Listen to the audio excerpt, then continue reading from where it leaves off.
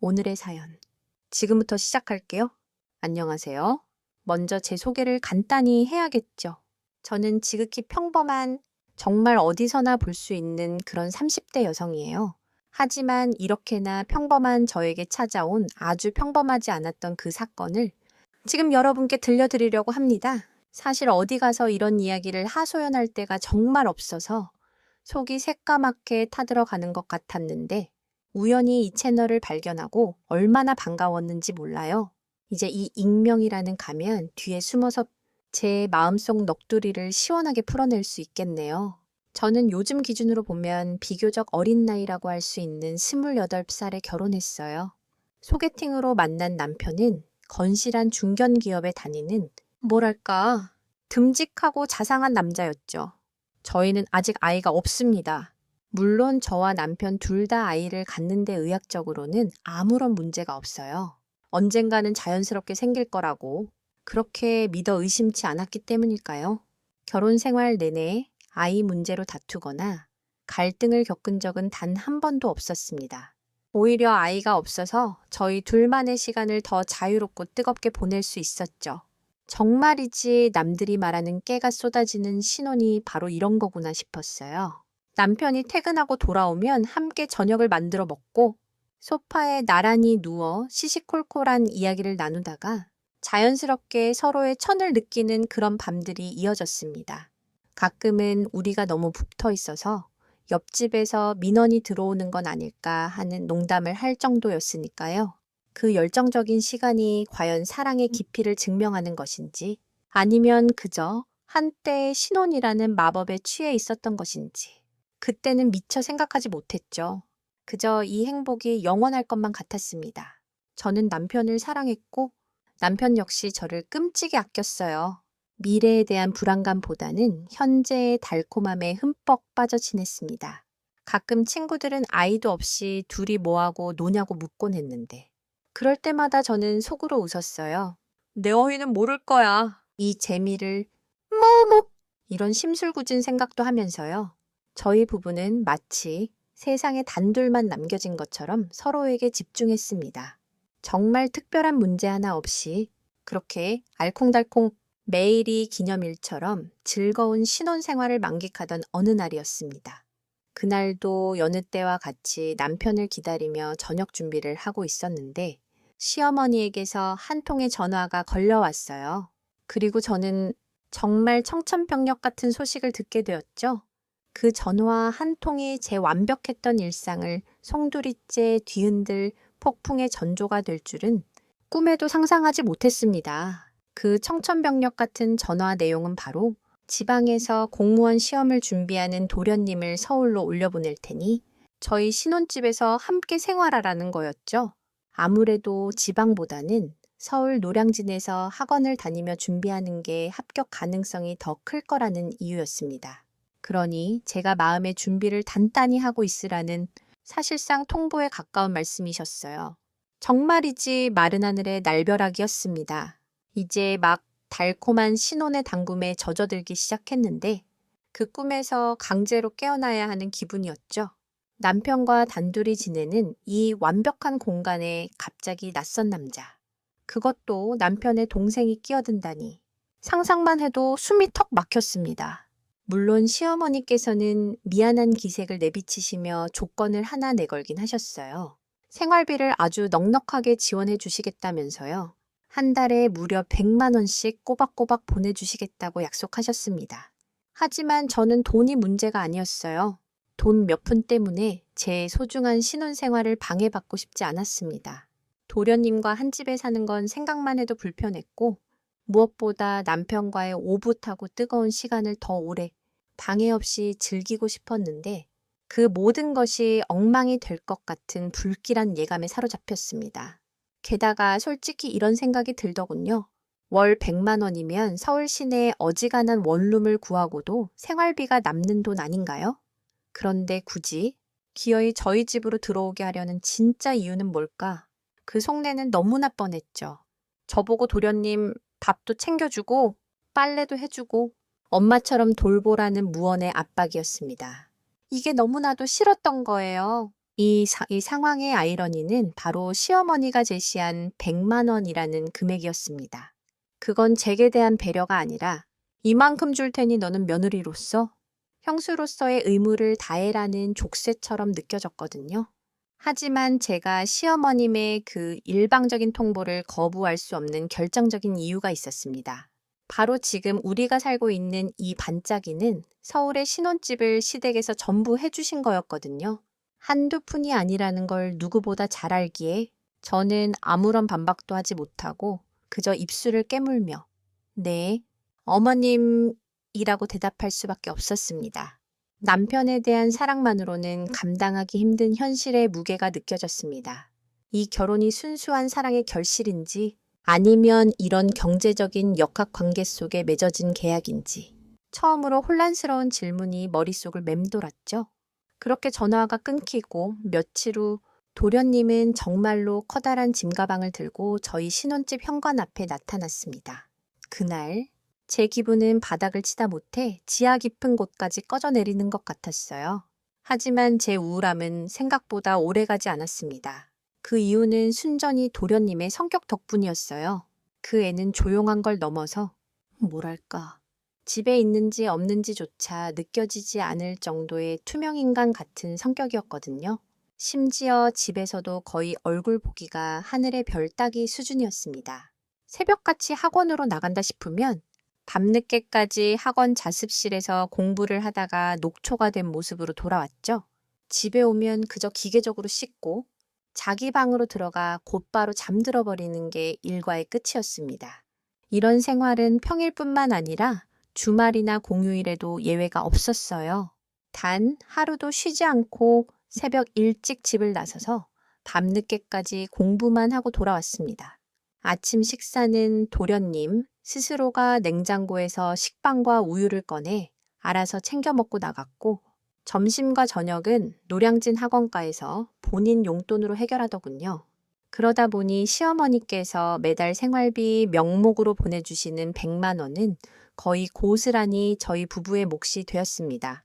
처음에는 그래도 형수랍시고 뭐 먹고 싶은 건 없는지, 필요한 건 없는지 몇 번 물어봤습니다. 하지만 돌아오는 대답은 늘 똑같았어요. 자기는 입이 짧아서 특별히 먹고 싶은 게 없으니 신경 쓰지 마시라는 말이었습니다. 마트에 가게 되면 스팸이나 참치 통조림 같은 거나 몇 개 사다 놓으면 그걸로 충분하다고 하더군요. 정말이지. 신혼집에 낯선 시동생이 들어와 산다는 그 끔찍한 시나리오가 이렇게나 싱겁게 흘러갈 줄은 몰랐습니다. 남편과 저의 일상에는 그 어떤 변화도 불편함도 없었어요. 도련님은 마치 저희 집에 새 들어 사는 하숙생, 그것도 가장 조용하고 모범적인 하숙생 같았습니다. 이런 상황의 역설은 제가 그토록 걱정했던 타인의 존재가 실제로는 아무런 영향을 미치지 못했다는 점입니다. 오히려 그의 부재와도 같은 존재감 덕분에 제 마음은 날이 갈수록 편안해졌죠. 그 애가 집에 있다는 사실조차 잊어버릴 때가 많았으니까요. 이건 과연 그 애의 배려심 깊은 성격 덕분일까요? 아니면 그저 자신의 목표에만 미친 듯이 몰두하느라 주변을 신경 쓸 겨를조차 없는 걸까요? 다 가끔 늦은 밤 물을 마시러 나왔다가 어둠 속에서 스르륵 자기 방으로 들어가는 그의 뒷모습을 볼 때면 저게 과연 사람인가 싶을 정도로 기척이 없어서 깜짝 놀라곤 했습니다. 마치 고독을 연료 삼아 타오르는 유령처럼 느껴지기도 했죠. 하여간 처음에는 도련님이 온다고 해서 세상이 무너지는 것처럼 싫었는데 막상 같이 지내다 보니 불편함은커녕 오히려 경제적으로 쏠쏠한 이득까지 보게 되니 기분이 좋아지지 않을 수 없었습니다. 손이 별로 가지 않는 남자는 이래서 정말 편하구나 하는 실용적인 감탄마저 나왔죠. 만약 입맛도 까다롭고 잠자리도 예민하고 사사건건 불평만 늘어놓는 그런 사람이었다면 얼마나 끔찍했겠어요. 다행히도 도련님은 그런 부류의 인간과는 거리가 멀었고 저는 한편으로 정말 다행이라는 생각을 했습니다. 심지어 마음 같아서는 도련님이 계속 공무원 시험에 떨어져서 앞으로 몇 년이고 쭉 저희와 함께 살았으면 좋겠다는 엉큼한 생각까지 들기 시작했습니다. 이건 뭐 매달 100만 원짜리 공짜 적금을 붓는 기분이었거든요.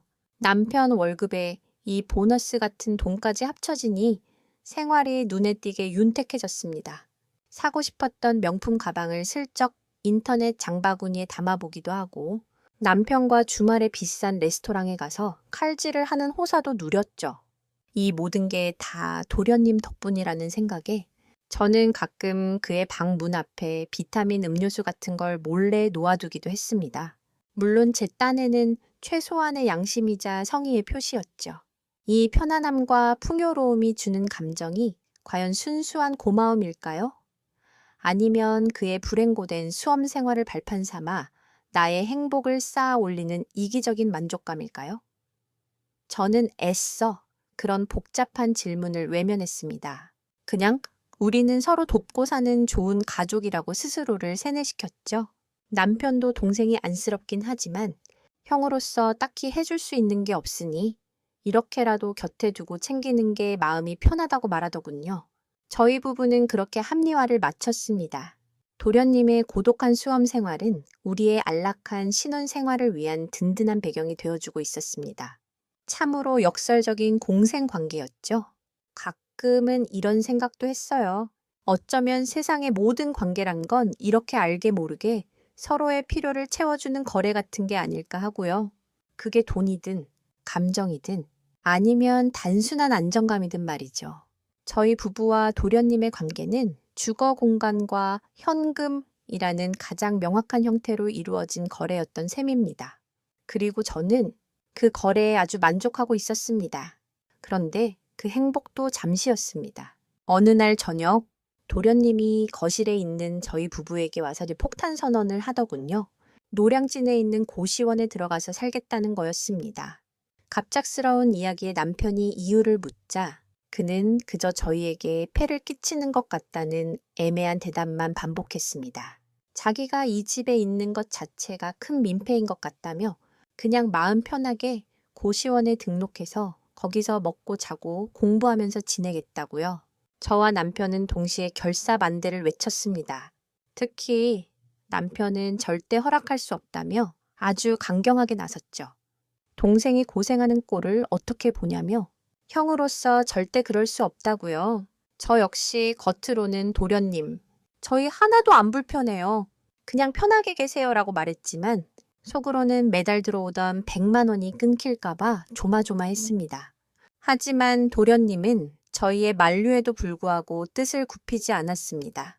그의 눈빛은 그 어느 때보다 단호해 보였어요. 그저 폐를 끼치기 싫다는 이유만으로는 설명이 되지 않는 무언가가 있는 것 같았습니다. 그날 이후 저는 그의 굳게 닫힌 방문을 볼 때마다 온갖 상상을 다 했습니다. 도대체 저 문 안에서는 무슨 일이 벌어지고 있는 걸까? 그는 정말 하루 종일 공부만 하는 걸까? 혹시 우리가 모르는 다른 힘든 일이 있는 건 아닐까? 그의 미스터리한 생활은 저의 호기심을 자극하기 시작했습니다.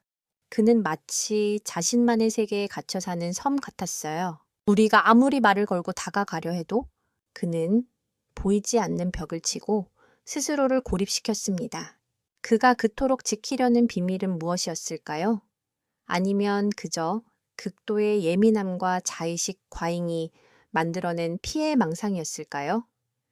그의 침묵은 오히려 더 큰 소음이 되어 제 머릿속을 어지럽혔습니다. 저는 가끔 그가 없는 낮 시간에 그의 방을 청소해주곤 했는데 방 안은 놀라울 정도로 정갈했습니다. 책상 위에는 수험서들이 칼같이 정렬되어 있었고 침대는 호텔처럼 각이 잡혀 있었죠. 먼지 한 톨 없는 그 공간은 사람이 사는 방이라기보다는 어떤 수행자의 고행실처럼 느껴졌습니다. 그 완벽한 질서 속에서 저는 오히려 더 큰 혼돈과 불안감을 느꼈습니다. 저렇게까지 자신을 통제하며 살아야 하는 이유가 뭘까? 저 완벽함 뒤에 숨겨진 그의 진짜 욕망이나 감정은 무엇일지 궁금해졌습니다. 이것은 형수로서의 순수한 걱정이었을까요? 아니면 타인의 비밀을 엿보고 싶은 관음증적인 호기심이었을까요? 저는 그 경계에서 아슬아슬한 줄타기를 하고 있었습니다. 저희 부부의 끈질긴 설득에도 도련님은 요지부동이었습니다. 그리고 며칠 뒤 정말로 사건이 터지고 말았죠. 그날은 유난히 피곤해서 일찍 잠이 들었는데 새벽녘에 부스럭거리는 소리에 잠이 깼습니다. 남편은 옆에서 세상 모르고 자고 있었고 저는 조심스럽게 침대에서 일어나 거실로 나가보았습니다. 그러자 현관문 쪽에서 도련님이 자신의 짐가방을 들고 몰래 집을 빠져나가려는 모습이 보였습니다. 정말 말 그대로 야반도주였죠. 제가 도련님 하고 부르자. 그는 화들짝 놀라며 그 자리에 얼어붙었습니다. 어둠 속에서도 그의 당황한 표정이 역력히 느껴졌습니다. 제가 다가가서 도대체 이게 무슨 짓이냐고 묻자 그는 고개를 푹 숙인 채 아무 말도 하지 못했습니다. 그저 미안하다는 말만 작게 중얼거릴 뿐이었죠. 그 순간 남편도 잠에서 깨어 거실로 나왔고 그 광경을 보고는 경악을 금치 못했습니다. 남편은 동생에게 소리치며 당장 짐을 내려놓으라고 했지만 도련님은 오히려 저희를 뿌리치고 황급히 현관문을 열고 밖으로 나가버렸습니다. 순식간에 벌어진 일이었어요. 텅 빈 복대는 차가운 새벽 공기만이 가득했습니다. 도대체 뭐가 그렇게 섭섭하고 힘들어서 말 한마디 없이 이렇게 도망치듯 집을 나간 것인지 저는 정말 도무지 이해가 가지 않았습니다. 우리가 불편하게 한 것이라고는 전혀 없었는데 말이죠. 오히려 너무 편하게 해준 게 문제였나 싶을 정도였습니다. 남편 역시 크게 당황하며 동생에게 계속 전화를 걸었지만 전화기는 꺼져 있다는 안내 메시지만 흘러나왔습니다. 남편은 제게 혹시 당신이 동생한테 뭐라 그랬어? 눈치 줬어? 라며 의심의 눈초리를 보내기도 했습니다. 저는 억울해서 미칠 지경이었죠. 나는 정말 아무 짓도 하지 않았다고. 오히려 당신 동생이 계속 있었으면 좋겠다고 생각한 사람이라고 소리치고 싶었지만 차마 그 말까지는 할 수 없었습니다. 제 속마음을 들키는 순간 남편마저 저를 이상한 여자로 볼 것 같았거든요. 그가 떠나간 이유에 대한 의문은 제 마음속에 커다란 구멍을 남겼습니다. 그가 느꼈던 민폐라는 감정의 실체는 무엇이었을까요? 그건 정말 우리를 향한 배려였을까요? 아니면 우리로부터 벗어나고 싶었던 절박한 도피의 명분이었을까요? 그의 갑작스러운 탈출은 그가 우리와 함께한 시간 전체를 의문투성이로 만들어버렸습니다. 그가 그토록 필사적으로 벗어나고 싶었던 것은 이 집이었을까요? 아니면 저희 부부 그 자체였을까요? 엎친 데 덮친 격으로 하필이면 바로 그때 지방에 계시던 시어머니께서 서울에 볼 일이 있다며 저희 집에 올라오셨습니다. 저희는 도련님이 집을 나간 사실을 차마 말씀드리지 못하고 전전긍긍하고 있었죠. 하지만 집에 있어야 할 작은아들이 보이지 않자 시어머니는 곧바로 상황을 눈치채셨습니다. 결국 저희는 이실직고할 수밖에 없었고 그 사실을 알게 된 시어머니는 그 자리에서 노발대발하셨습니다. 불호령이 떨어졌죠. 특히 모든 화살은 제게로 향했습니다.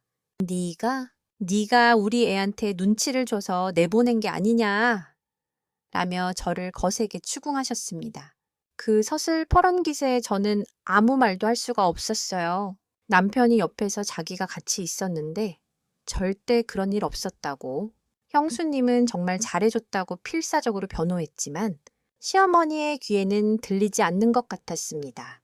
며느리가 시동생을 구박해서 내쫓았다는 아주 전형적인 막장 드라마 시나리오를 이미 머릿속에 완성해 놓으신 듯 했습니다. 저와 남편이 결백을 주장하며 한 번도 눈치를 준 적이 없다고, 오히려 우리가 나가지 말라고 붙잡았다고 거듭 해명하자 시어머니는 그제야 화를 조금 누그러뜨리셨습니다. 하지만 여전히 의심의 눈초리는 거두지 않으셨죠? 그리고는 남편에게 당장 노량진으로 가서 내 동생 찾아내서 내 눈앞에 데려와 라고 명령을 하시고는 그대로 짐을 싸서 휙 내려가 버리셨습니다. 마치 이 모든 문제의 해결을 저희에게 떠넘기는 것 같았어요. 그날 이후 저는 정말 편두통이 생길 정도로 머리가 아프고 힘들었습니다. 도련님에게 수십 통씩 전화를 해도 받지 않았고 문자 메시지에도 답이 없었습니다. 제 안의 억울함과 시어머니에 대한 원망, 그리고 도련님에 대한 알 수 없는 배신감이 뒤섞여 저를 괴롭혔습니다. 무엇보다 남편 보기가 너무 미안하고 민망했어요. 제가 정말 무언가 잘못한 것 같은 죄책감마저 들었습니다. 이런 상황에서 드는 생각은 과연 가족이란 무엇인가 하는 근본적인 질문이었습니다. 피를 나눴다는 이유만으로 이렇게 서로에게 상처를 주고 의심하고 책임을 떠넘겨도 되는 걸까요? 시어머니의 분노는 아들을 걱정하는 모정이었을까요? 아니면 자신의 계획이 틀어진 것에 대한 이기적인 짜증이었을까요? 저는 그 경계를 알 수가 없었습니다. 그저 이 모든 혼란의 중심에 제가 있다는 사실만이 저를 무겁게 짓눌렀습니다. 텅 빈 도련님의 방을 볼 때마다 한숨만 나왔고 집안의 공기는 납덩이처럼 무겁게 가라앉아 있었습니다. 그러던 어느 날이었습니다.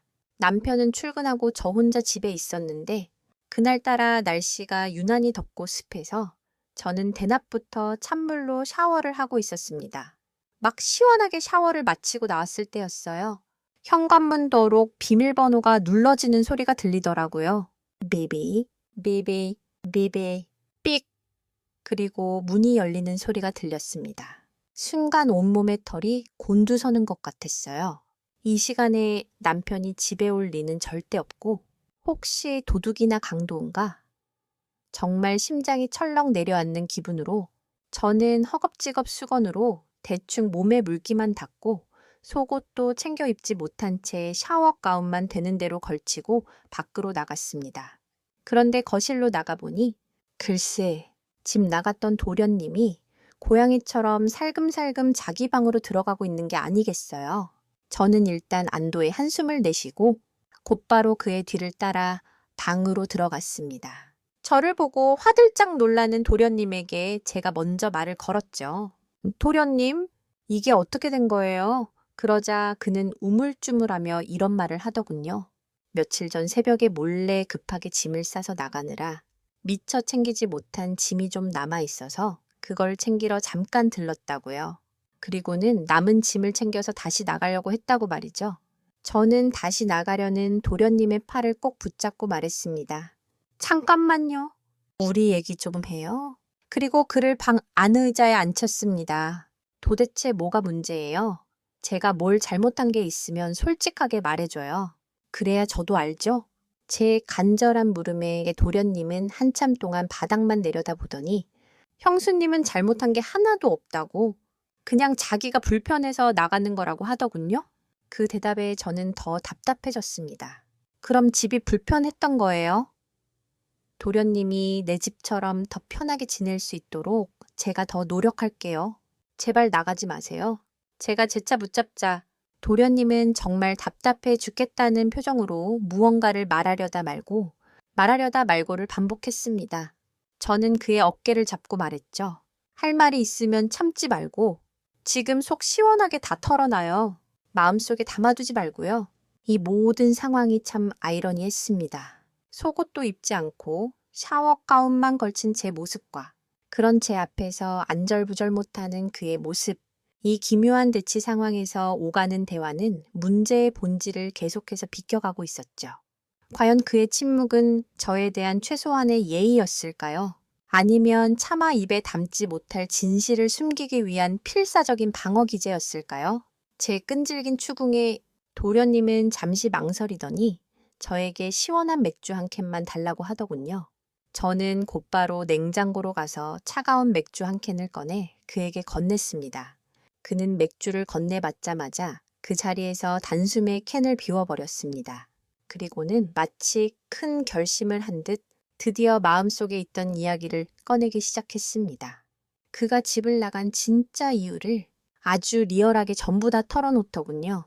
그리고 그 이유를 들은 저는 민망함과 충격에 정말 쥐구멍이라도 있으면 숨고 싶은 심정이었습니다. 그 이유는 바로 이것이었습니다.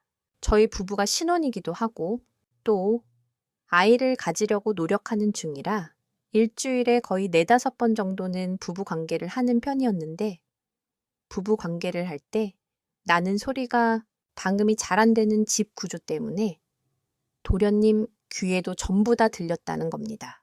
저희 부부 딴에는 조심한다고 조심했는데도 도련님은 밤늦게 자다가 일어나서 화장실에 갈 때나 주방에 물을 마시러 나올 때 복도를 지나가다가 저와 남편이 사랑을 나눌 때 내는 소리를 종종 듣게 되었다고 합니다. 그리고 그 소리를 듣게 된 날은 그 다음날 하루 종일 공부에 전혀 집중을 할 수가 없는 상태가 된다고 하더라고요. 특히 제가 내는 뭐랄까, 절정의 순간에 내지르는 그 소리를 들으면 심장이 너무 떨려서 미칠 것 같았다고 했습니다. 본인도 혈기왕성한 나이라서 형과 형수가 사랑을 나누는 그 소리를 듣는 것 자체가 몸과 마음을 너무나 힘들게 만드는 끔찍한 고문이었다고 고백했습니다. 그 이야기를 듣는 순간 제 얼굴은 불타는 고구마처럼 달아올랐습니다. 어찌나 민망하고 또 그에게 미안했는지 모릅니다. 전혀 예상치 못한 이유였습니다. 우리는 그저 우리의 사랑을 표현했을 뿐인데 그것이 누군가에게는 끔찍한 소음이자 고통이 되었던 것이죠. 사랑이라는 지극히 사적인 행위가 타인에게 미치는 폭력성에 대해 처음으로 생각하게 되었습니다. 나의 행복이 타인의 불행이 될 수 있다는 이 단순한 진리를 저는 제 삶의 가장 은밀한 부분에서 깨닫게 된 겁니다. 이 감정은 단순히 부끄러움일까요? 아니면 나의 사생활을 침해당했다는 불쾌감일까요? 그것도 아니면 그의 고통에 대한 순수한 미안함일까요? 그 모든 감정이 뒤섞여 저는 아무 말도 할 수가 없었습니다. 그저 그의 고통스러운 표정을 바라볼 뿐이었습니다. 저는 도련님에게 정말 미안하다고, 앞으로는 정말 조심하겠다고 진심으로 사과를 했습니다. 그러자 그는 괜찮다며 고개를 저었습니다. 신혼부부가 사는 집에 자기가 눈치 없이 들어온 게 잘못이지, 신혼생활을 즐기는 형과 형수님이 도대체 뭐가 미안하고 왜 조심을 해야 하냐면서요. 그냥 자신이 조용히 고시원에 들어가 사는 게 모두를 위한 길이라며 챙겨온 짐을 들고 황급히 방을 나가려고 했습니다. 저는 일단 어떻게든 남편이 퇴근해서 돌아올 때까지는 그를 붙잡고 있어야겠다는 생각에 다시 한번 그의 앞을 막아섰습니다. 나가려는 그와 필사적으로 못 나가게 막는 저, 그렇게 한동안 실랑이를 벌이다가 그만 정말 큰일이 터지고 말았습니다. 저는 제가 샤워 가운만 대충 걸치고 있다는 사실도 잊은 채 그를 막다가 그만 헐겁게 묶여있던 가운의 허리끈이 스르르 풀려버린 겁니다. 그리고 제 몸의 일부가 그의 눈앞에 그대로 노출되고 말았죠. 그걸 본 도련님은 숨을 헙 하고 들이마시며 그 자리에 얼어붙었고 저 역시 너무 당황해서 더 이상 그를 막을 수가 없었습니다. 어색하고 무거운 정적이 한동안 흘렀습니다. 그런데 바로 그때 느닷없이 도련님의 코에서 주르륵 하고 코피가 흘러내리는 겁니다. 저는 마침 제 앞에 있던 티슈를 뽑아 그의 코피를 닦아주었습니다. 코피가 어느 정도 멎자 그는 코피를 닦아주던 제 손을 덥석 잡더니 무언가를 갈구하는 듯한 눈빛으로 저를 뜨겁게 바라보는 겁니다. 그때 정말 묘한 분위기가 우리 둘 사이에 흘렀습니다. 그리고 그는 이런 말을 하더군요. 형님이 정말 부러워요. 형수님 같은 여자랑 사는 우리 형이 정말 미치도록 부러워요. 이 집에서 살면서 너무 힘들었다고. 아름다운 형수님과 밤마다 사랑을 나누는 형이 부러워서 미칠 것 같았다고. 그렇게 말하며 저를 와락 끌어안았습니다. 이 상황의 심리학적 기저에는 무엇이 있었을까요? 그의 코피는 단순한 생리 현상이었을까요? 아니면 억눌려왔던 욕망이 충격적인 시각 정보와 만나 터져나온 상징적인 신호였을까요? 그리고 저를 끌어안은 그의 행동은 순간적인 충동이었을까요? 아니면 오랫동안 감춰왔던 진심의 발현이었을까요? 저는 그 순간 그 뜨거운 눈빛과 절박한 목소리에서 단순한 욕정 이상의 감정을 느꼈습니다. 그것은 동경과 질투, 그리고 외로움이 뒤섞인 한 젊은 남자의 처절한 절규처럼 들렸습니다. 그때 거부했어야 했습니다. 단호하게 그를 밀어내고 딱이라도 한 대 올려붙이며 정신 차리라고 소리쳤어야 했습니다. 하지만 저는 너무나도 가엾고 귀여워 보이기까지 한 그 도련님을 차마 거부할 수가 없었습니다. 그렇다고 제가 그에게 욕정을 품었거나 원래부터 성욕을 심하게 밝히는 그런 음흉한 여자여서가 아니었습니다. 저는 그 순간 그에게서 깊은 연민의 정을 느꼈기 때문에 차마 그를 뿌리칠 수 없었던 것 같아요. 그 당시에 도련님이 너무나도 가엾고 안쓰럽게 느껴졌거든요. 캄캄한 미래에 대한 불안감 속에서 매일같이 고독과 싸우며 심지어 집에서조차 형과 형수의 사랑 소리를 들으며 고통받았을 그를 생각하니 마음이 아팠습니다. 얼마나 힘들고 외로웠을까. 그의 포옹은 마치 물에 빠진 사람이 지푸라기라도 잡는 듯한 절박함 그 자체였습니다. 저는 그 절박함을 외면할 수 없었습니다. 이것은 과연 연민이었을까요? 아니면 제 안에 숨겨져 있던 또 다른 위험한 욕망의 이름이었을까요? 어쩌면 저는 그의 불행을 위로해준다는 명분으로 제 자신의 도덕적 경계를 허물고 싶었던 건지도 모릅니다. 그렇게 그의 손길을 거부하지 못하다가 결국 저와 도련님은 절대로 넘지 말아야 할 선을 넘고 말았습니다. 그것도 대낮에 남편이 땀 흘려 일하고 있을 그 시간에 남편의 집에서 남편의 동생과 함께 말이죠. 제가 정말 미쳤었나 봅니다. 저는 그에게 그가 밤마다 상상만 해야 했던 그 황홀경을 현실로 만들어 주었습니다. 그 순간만큼은 그가 세상에서 가장 행복한 남자인 것처럼 느껴지게끔 제가 가진 모든 기술과 감정을 동원해 그를 만족시켰습니다. 일이 끝난 후 저희는 이것은 평생 무덤까지 가지고 갈 우리 둘만의 비밀이라고 서로 약속을 했습니다.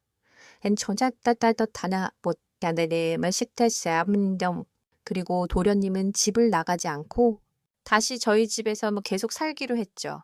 그는 제게 고맙다고 평생 이 은혜를 잊지 않겠다고 말했습니다.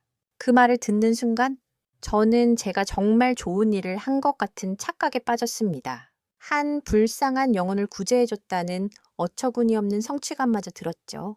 그렇게 저의 끔찍한 자기 합리화는 완성되었습니다. 그날 이후 남편을 볼 때마다 죄책감에 가슴이 철렁 내려앉았지만 저는 애써 태어난 척했습니다. 그저 한순간의 실수였고 다시는 그런 일이 없을 거라고 스스로를 다독이며 일상으로 돌아가기 위해 노력했습니다. 물론 그날 이후 저와 남편의 부부 생활은 거의 없어지다시피 했습니다.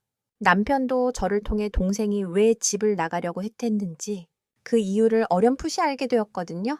그는 동생에게 미안하다며 이제부터는 집에서 절대 그러지 말자고 제게 먼저 제안했습니다. 저는 당연히 그러자고 했죠. 사실은 그게 너무나도 다행이라고 생각했습니다. 남편을 마주하고 그와 몸을 섞는 것이 이전처럼 자연스럽지 않았거든요. 정말 가끔 서로 참을 수 없을 때면 남편과 함께 집 근처 숙박업소에 가서 해결하고 오기도 했습니다. 집안에서는 마치 무성영화의 주인공들처럼 조용히 지냈습니다. 웃음소리도 줄었고 살을 부딪히는 스킨십도 사라졌습니다. 도련님을 배려한다는 명목에 저희 부부 사이에는 투명한 벽이 세워졌습니다. 그 벽은 도련님의 존재로 인해 생긴 것이었지만 동시에 저와 남편 사이를 갈라놓는 역할도 했습니다. 집안의 공기는 언제 터질지 모르는 시한폭탄처럼 아슬아슬하고 차가웠습니다. 남편은 그저 동생을 위하는 마음에 그런다고 생각했겠지만 저는 그 침묵 속에서 제 죄의 무게를 고스란히 느끼고 있었습니다. 도련님은 다시 예전처럼 조용한 수험생으로 돌아간 듯 보였습니다. 아침 일찍 나갔다가 밤늦게 들어왔고 저희와는 거의 마주치지 않았습니다. 하지만 저는 알고 있었죠. 그 침묵 뒤에 무엇이 숨어 있는지를요. 가끔 식탁에서 셋이 함께 밥이라도 먹게 되는 날이면 저는 숨막히는 긴장감에 밥이 코로 들어가는지 입으로 들어가는지 모를 지경이었습니다. 남편의 시선이 없을 때 도련님이 저를 향해 던지는 미묘한 눈빛. 그 눈빛의 의미는 무엇이었을까요? 그날의 일을 공유한 동지애였을까요? 아니면 또 다른 무언가를 바라는 욕망의 신호였을까요? 저는 그 눈빛을 애써 외면하며 밤만 꾸역꾸역 넘겼습니다. 이 위험한 평화가, 이 살얼음판 같은 고요함이 과연 언제까지 지속될 수 있을까요? 저는 매일 밤 잠을 설쳤습니다. 그러던 어느 날 또다시 사건이 터졌습니다. 그날도 남편은 출근하고 없었고 저 혼자 집에서 청소를 하고 있는데 대낮에 도련님이 휙하니 집으로 들어오는 겁니다. 저는 깜짝 놀라서 지금 학원에 있어야 할 시간 아니냐고 무슨 일이냐고 물었습니다. 그러자 그는 집에 수험서를 하나 놔두고 가서 가지러 왔다고 둘러댔는데 그 말을 하는 순간 그의 입에서 술 냄새가 확 풍겨왔습니다. 저는 속으로 얘가 왜 이러나 싶었습니다. 죽어라 공부해도 될까 말까 한 시험인데 대낮부터 술을 마시고 다니다니 정신 상태가 해이해진 게 분명했습니다. 그런데 그때 도련님이 제게 툭 하고 묻더군요. 형수님, 요즘은 왜 형이랑 부부 생활 안 해요? 사랑을 나누는 소리가 전혀 안 들리네요. 그 말을 듣는 순간 저는 온몸의 피가 차갑게 식는 것 같았습니다. 기분이 매우 나빴고 모욕감마저 느껴졌습니다.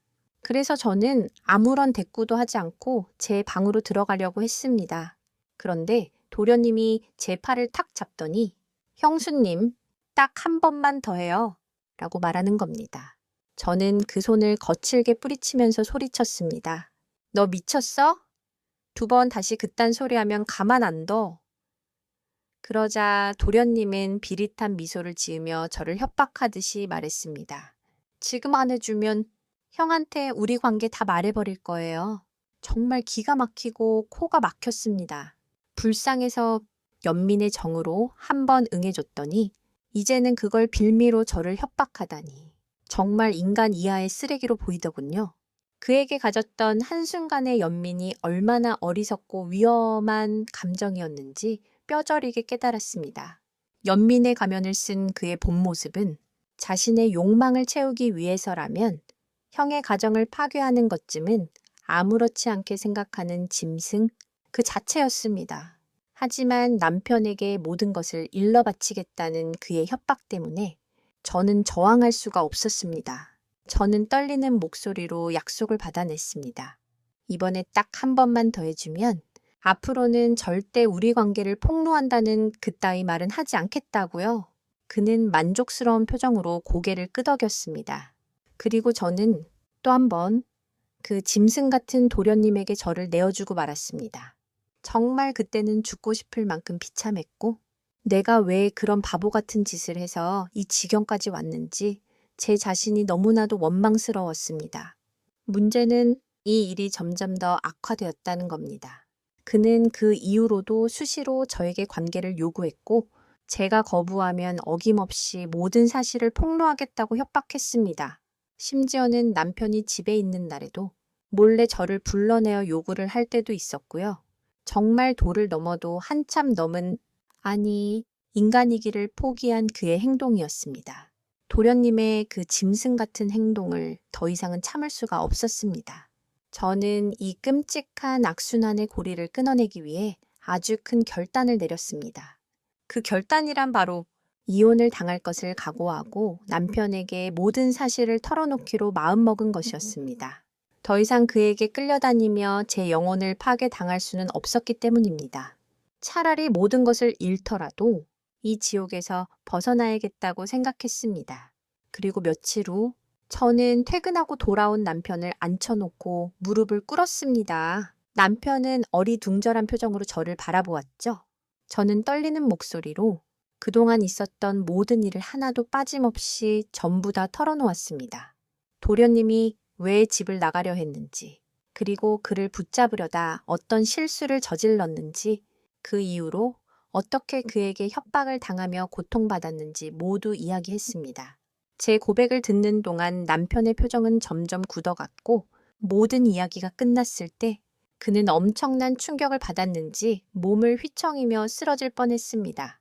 겨우 정신을 차린 남편은 저를 벌레 보듯 노려보더니 그대로 손을 들어 제 뺨을 세차게 내리쳤습니다. 짝! 하는 소리와 함께 제 고개가 돌아갔고 입안에서 비릿한 피맛이 느껴졌습니다. 저는 100번, 1000번을 맞아도 쌌습니다. 그보다 더 심하게 저를 때렸어도 할 말이 없었을 겁니다. 저는 그저 바닥에 엎드려 소리 없이 눈물만 흘렸습니다. 남편의 분노는 사랑의 또 다른 모습이었을까요? 아니면 가장 믿었던 두 사람에게 동시에 배신당한 인간의 원초적인 파괴 본능이었을까요? 어쩌면 둘 다였을지도 모릅니다. 그의 손찌검은 분명 잘못된 행동이었지만 그 순간 저는 그가 저를 얼마나 사랑했는지를 역설적으로 깨달았습니다. 사랑하지 않았다면 이렇게까지 분노하지도 않았을 테니까요. 제가 저지른 짓은 단순히 바람을 피운 것이 아니었습니다.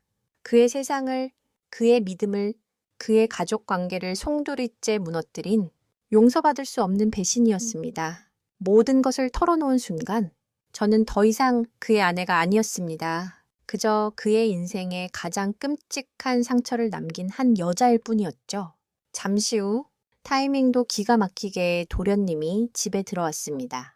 남편은 현관에 들어서는 도련님을 보자마자 이성을 잃고 달려들어 정말 복날개 잡듯이 그를 두들겨 패기 시작했습니다.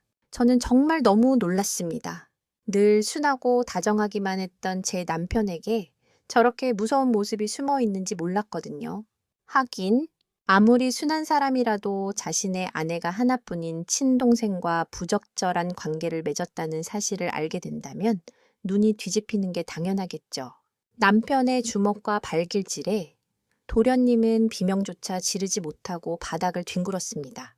정말 이러다가 맞아 죽는 게 아닌가 하는 걱정이 들 정도였습니다. 하여간 그를 반쯤 죽을 만큼 두들겨 팬 후에야 남편은 피투성이가 된 도련님의 멱살을 잡고 집 밖으로 질질 끌고 가 내쫓아 버렸습니다.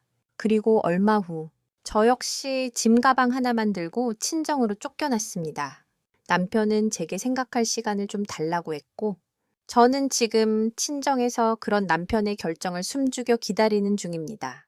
남편이 만약 저를 용서해 준다면 저는 평생 남편의 종이 되어 그를 섬기면서 살 각오가 되어 있습니다. 그리고 만약 남편이 저를 용서하지 못하고 결국 이혼을 요구한다고 해도 저는 그 뜻을 군말 없이 받아들일 겁니다. 왜냐고요? 저는 정말 해서는 안 될 짓을 저질렀고 남편에게는 평생 씻을 수 없는 상처를 준 아내니까요. 제 한순간의 어리석은 연민과 잘못된 선택이 얼마나 끔찍한 파국을 불러왔는지 저는 이제야 뼈저리게 느끼고 있습니다. 하루하루가 지옥 같고 깊은 반성과 성찰의 시간을 보내고 있습니다. 제가 너무나도 큰 죄를 지어서 정말 남편에게 미안하고 또 미안할 뿐입니다. 그리고 그 도련님, 그 인간 말종은 결국 공무원 시험을 포기하고 다시 지방으로 내려가서 농사를 짓는다고 하더군요. 어쩌면 잘된 일인지도 모르겠습니다. 그렇게 부도덕하고 파렴치한 인간이 만약 공무원이 되었다면 이 나라가 어떻게 되겠습니까? 제 이야기는 여기까지였습니다. 이 이야기를 듣는 여러분들은 부디 저를 교훈 삼아서 절대 저와 같이 어리석고 돌이킬 수 없는 실수는 저지르지 말아주세요. 한순간의 잘못된 연민과 동정이 당신의 인생 전체를 어떻게 망가뜨릴 수 있는지 저는 제 삶으로 증명하고 있으니까요. 모든 관계에는 넘지 말아야 할 선이라는 게 분명히 존재합니다. 그 선을 넘는 순간 모든 것은 무너져 내리고 맙니다. 오늘 제가 준비한 사연은 여기까지입니다. 제 이야기가 여러분의 마음에 작은 파동이라도 일으켰다면 좋아요 한 번씩만 부탁드릴게요. 그리고 부디 오늘 밤은 뒤척이지 말고 편안한 밤을 보내시기를 바랍니다. 세상의 모든 복잡한 감정들과 힘든 관계들로부터 잠시나마 벗어나 고요한 어둠 속에서 평온을 찾으시길 바라요. 당신의 밤이 부디 안녕하기를, 오늘도 좋은 하루 되셨기를, 그리고 내일은 더 좋은 하루가 되기를 이 자리에서 조용히 기도하겠습니다. 그럼 저는 이만 물러나겠습니다. 감사합니다.